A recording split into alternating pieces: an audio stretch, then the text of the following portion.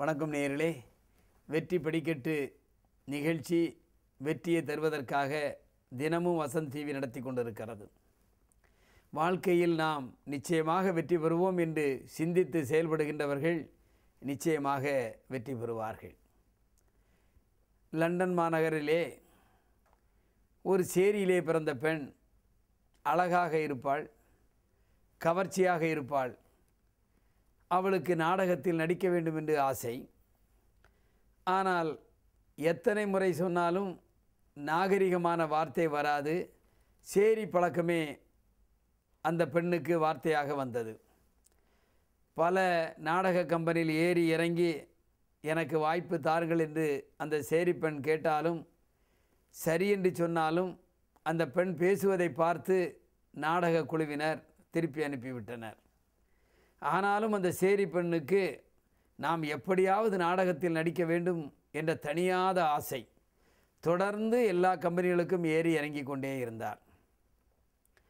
ஒரு நாள் நாடக விற்பனர் உலக பிரசித்தி பெற்ற பெர்னாட் ஷா அவரிடம் வந்து, எனக்கு ஒரு வாய்ப்பு தாருங்கள் என்று அந்த சேரி பெண் கேட்டார்.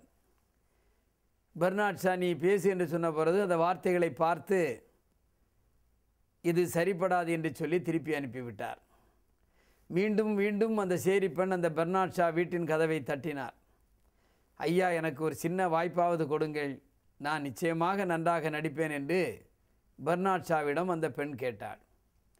பெர்னாட் ஷாவுக்கு அந்த பெண்ணின் தொந்தரவு தாங்க முடியவில்லை.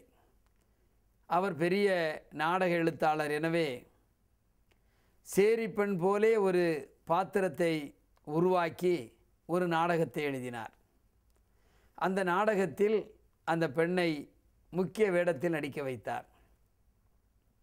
ஏற்கனவே சேரியில் வாழ்ந்த பழக்கமும் அந்த சேரி வாழுகின்ற மக்கள் பேசுகின்ற அந்த வார்த்தைகளை பயன்படுத்துகின்ற நாடகமாக இருந்ததினால் அந்த பெண் மிகவும் நேர்த்தியாக அங்கே வசனத்தை பேசி நடித்தாள்.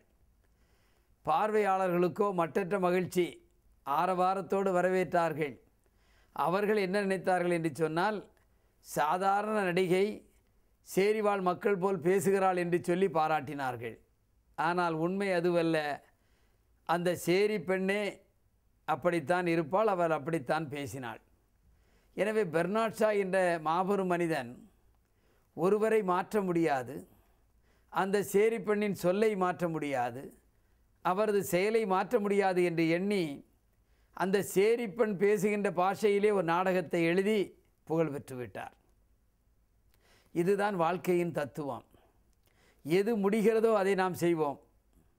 முடியாத காரியத்தை எப்படி முடிப்பது என்று பல வகையில் சிந்திக்க வேண்டும். ஒரே கோணத்தில் சிந்திக்காமல் பல கோணத்தில் சிந்தித்தால் நிச்சயமாக நமக்கு வெற்றி கிடைக்கும். அதைத்தான் பெர்னாட் ஷா செய்தார். அந்த சேரி பெண்ணும் தான் கொண்ட கொள்கையில் நான் நிச்சயமாக நாடக நடிகையாக ஆக வேண்டும் என்ற ஒரே நோக்கத்தோடு செயல்பட்டு அங்கே ஒரு பிரபல நடிகையாக மாறினாள். எனவே வாழ்க்கையிலும் நாம் பல காரியங்களை சாதிக்க வேண்டும் என்று எண்ணுவோம். தொடர்ந்த முயற்சி, அந்த தொடர்ந்த முயற்சி சில நேரத்தில் மற்றவர்களுக்கு தொந்தரவாக கூட இருக்கும். நாம் தொந்தரவு என்று நினைத்தால் நமக்கு வெற்றி கிடைக்காது. எனவே வாழ்க்கை பயணத்தில் நாம் முழு மூச்சோடு செயல்பட வேண்டும். இதை நான் செய்தே ஆக வேண்டும் என்று எண்ணுகின்ற நேரத்தில் தொடர்ந்து விடாப்பிடியாக முயற்சி செய்தால் நிச்சயமாக வெற்றி நமக்கு கிடைக்கும். அதாவது ஒருமுனைப்படுத்துவது. நான் இப்படித்தான் ஆக வேண்டும், நான் இப்படி உயர வேண்டும், நான் இப்படி படிக்க வேண்டும் என்று சிந்தித்து செயல்படுகின்ற நேரத்தில் நிச்சயமாக நமக்கு வெற்றி கிடைக்கும். எனவே வெற்றி என்பது மனதை ஒருமுனைப்படுத்துவது, கொண்ட கொள்கையில் உறுதியாக இருப்பது. நான் இன்ன இடத்தை அடைய வேண்டும் என்று சொன்னால் அந்த இடத்தை அடைவதற்கு முயற்சி செய்வது. ஒருமுனைப்படுத்தி முயற்சி செய்யும் பொழுது நிச்சயமாக வெற்றி நமக்கு கிடைக்கிறது. எனவே தான் வசந்த் டிவி தினமும் காலை 7 மணிக்கு உங்களை சந்திக்கிறது, வெற்றியாளராக மாற்ற முயற்சி செய்கிறது. தொடர்ந்து வெற்றி படிக்கட்டு நிகழ்ச்சியை பாருங்கள். நிச்சயமாக நீங்கள் வெற்றியாளராக மாறுவீர்கள் என்று சொல்லி மீண்டும் உங்களை நாளை காலை சந்திக்கின்றேன். நன்றி, வணக்கம்.